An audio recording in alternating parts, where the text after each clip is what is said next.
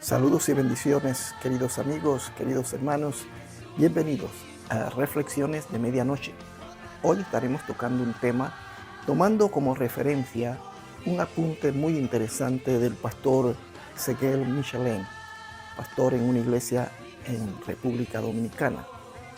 Quiero utilizar este artículo para poder traer a todos ustedes este tema sobre la venida de nuestro Señor y Salvador Jesucristo.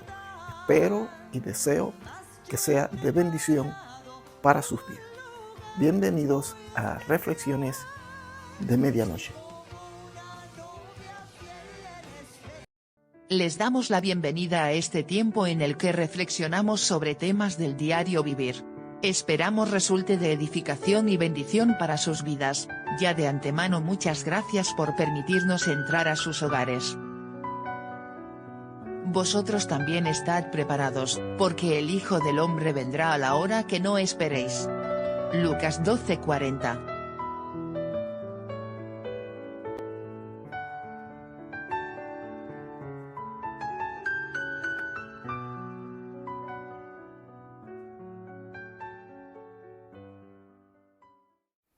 A pesar de que Cristo mismo dijo en una ocasión que nadie conoce el día y la hora de su venida, en casi todas las épocas de la historia han aparecido algunos que han pretendido desentrañar los misterios del calendario profético de Dios.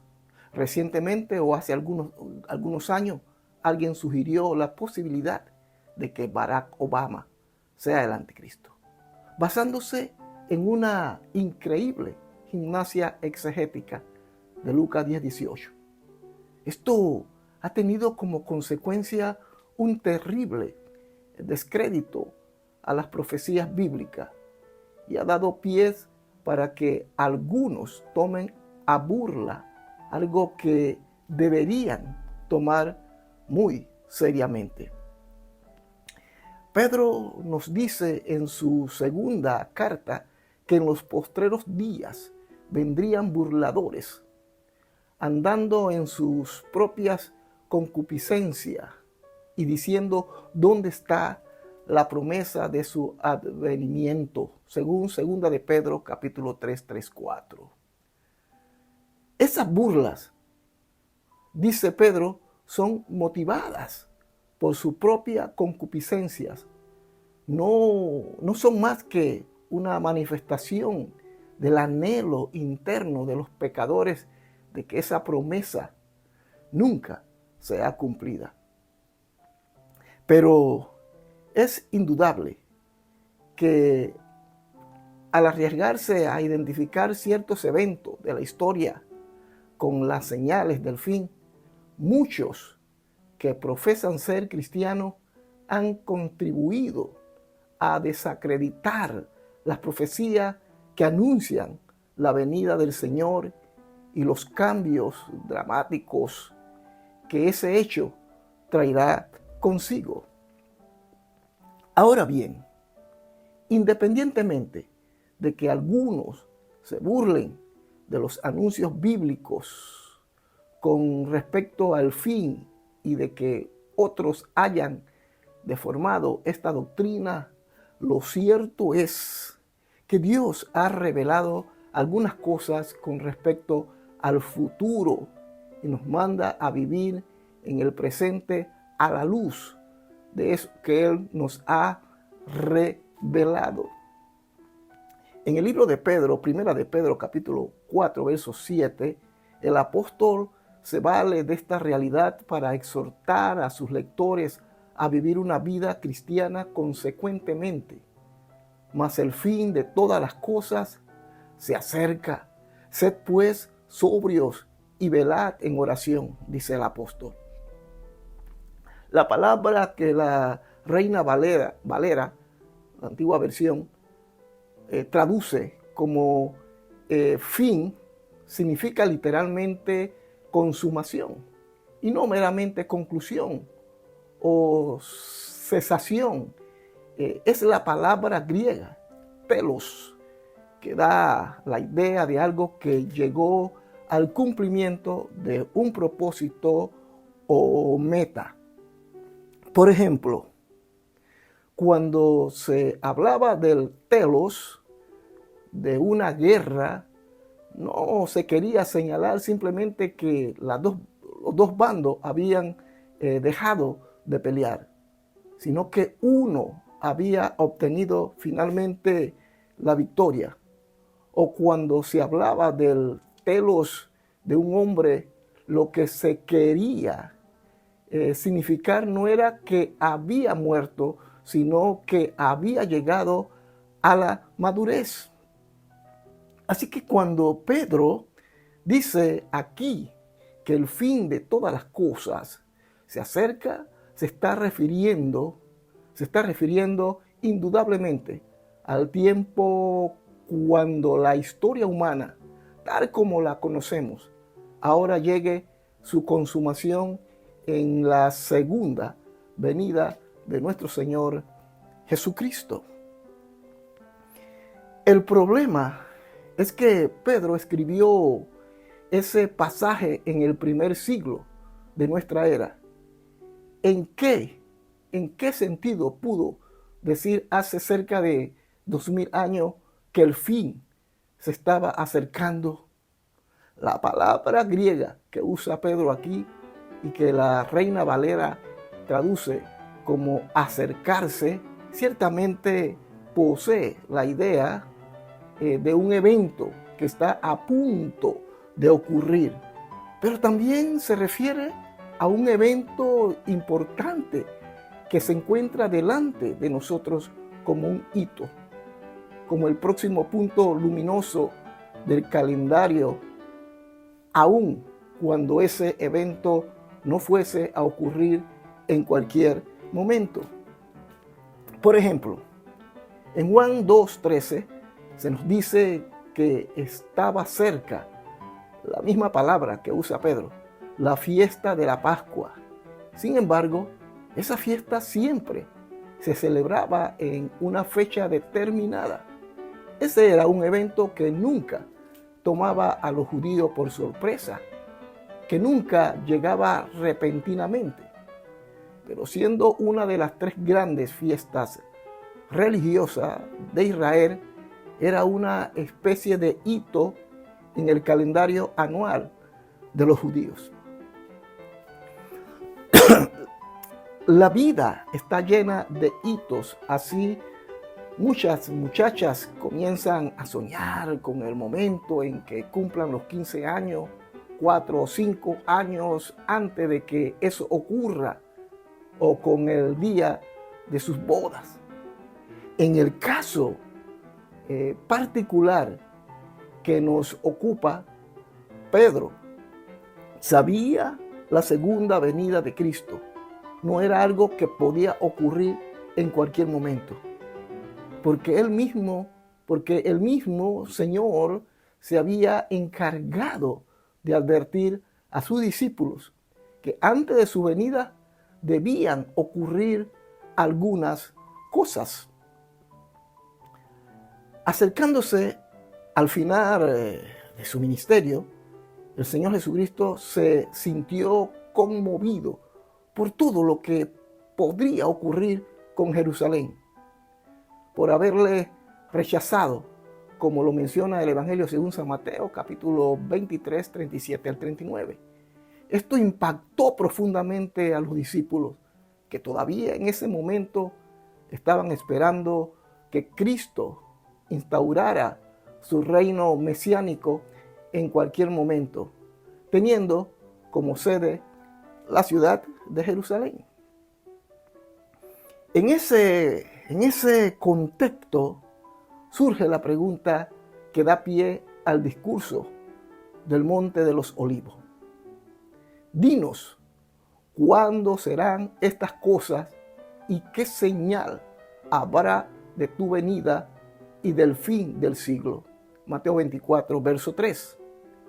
En la mente de los discípulos, la destrucción de Jerusalén y del templo era eventos tan catastróficos que debía preceder el fin del mundo.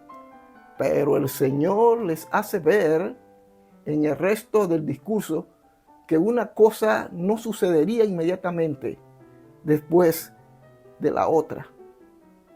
Respondiendo Jesús les dijo: mirad que nadie os engañe, porque vendrán muchos en mi nombre, diciendo: yo soy el Cristo, y a muchos engañarán, y oiréis de guerra y rumores de guerra. Mirad que no os turbéis, porque es necesario que todo esto acontezca, pero aún no es el fin, porque se levantarán nación contra nación y reino contra reino, y habrá pestes y hambres y terremotos en diferentes lugares, y todo esto será principio de dolores. Mateo 24, 4 al 8 describe lo que les acabo de leer. El Señor no está enseñando aquí que esas eran las señales de su venida, sino todo lo contrario. Mirad que no os turbéis, porque es necesario que todo esto acontezca, pero aún no es el fin. Jerusalén sería destruida como realmente ocurrió en el año 70 después de Cristo. El templo sufriría tal destrucción que no quedaría una piedra sobre otra, exactamente como Cristo lo profetizó. Pero estas señales y todas las demás que aparecen en el texto no eran más que principio de dolores, como así él lo especifica. Así como los dolores de la mujer encintas son cada vez más frecuentes y más fuertes, podemos presuponer que estas señales serán también más frecuentes y más fuertes a medida que nos acerquemos a la venida del Señor. Pero la intención obvia de Cristo era la de preparar a sus discípulos para la dilación de su venida.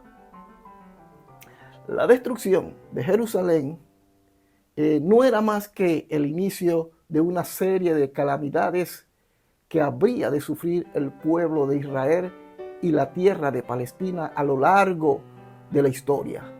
Lucas 21, 20 al 24 habla acerca de ello. Aparte de que el evangelio debía ser predicado en todas las naciones, como está escrito en Mateo 24, también se habla en el verso 14 de estas cosas.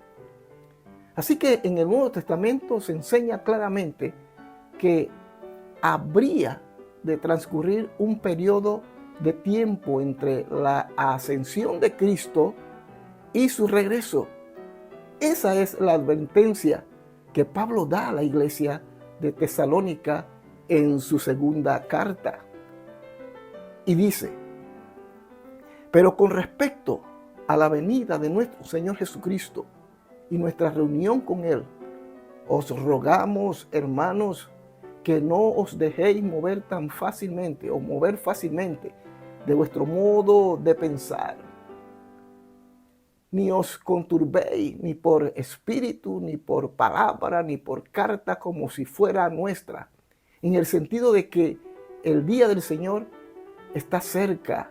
Nadie os engañe en ninguna manera, porque no vendrá sin que antes venga la apostasía y se manifieste el hombre de pecado, el hijo de perdición. Segunda de Tesalonicenses, capítulo 2, del 1 al 3. Los apóstoles no tenían ni idea de cuánto podía durar esa dilación, pero sí sabían que algunas cosas debían ocurrir primero, incluyendo la destrucción de Jerusalén y del templo de Salomón, que todavía estaban en pie cuando Pedro escribió su primera carta. De hecho, en su segunda carta, Pedro aborda este problema de la dilación en 2 de Pedro 3, 1 y 4. La exhortación del Señor Jesús a permanecer velando.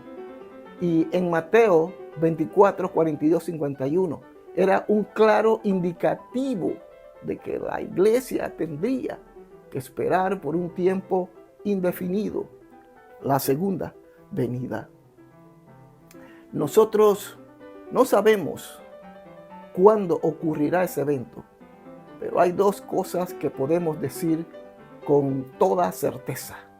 En primer lugar, que el evento ocurrirá sin duda alguna de la misma manera que se han cumplido cientos de profecías bíblicas al pie de la letra.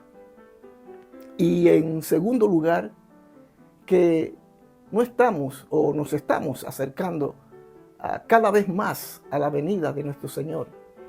Ese es el punto en el horizonte de la historia hacia donde debemos mirar o debe mirar nuestra fe.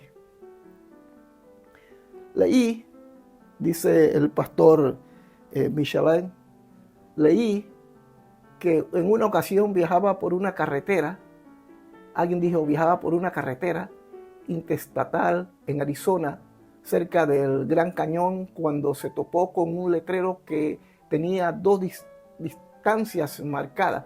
Una pequeña, pueblo llamado Williams, y que quedaba a 27 millas, y Los Ángeles, California, a 459 millas. El pequeño pueblo era avisado cuando ya el viajero estaba cerca de él, porque era un lugar sin importancia. Pero la ciudad de Los Ángeles, en California, posee una importancia tal que es señalada en la carretera cientos de millas antes de llegar.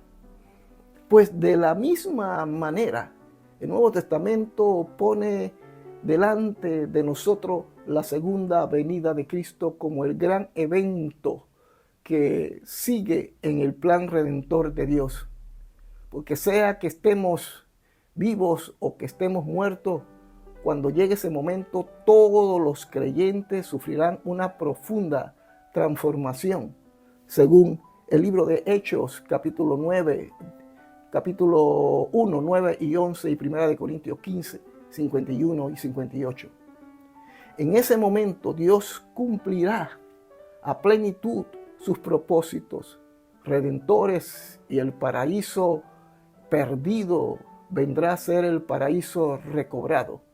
He allí, mis amados hermanos, el hito luminoso del calendario de Dios que debemos poner delante de nuestros ojos, porque Él vendrá. Nadie podrá evitarlo. Los tiempos que estamos viviendo nos indican que nuestra redención, ahora más que nunca, está más cerca. Por tanto, debemos estar listos y preparados para recibir a nuestro amado Señor. Preparémonos y busquemos el rostro del Señor y no dejemos que nada ni nadie evite esa bienaventurada esperanza que es la redención de nuestras almas. Saludos y bendiciones y buenas noches desde aquí, desde la ciudad de Bruselas, Bélgica.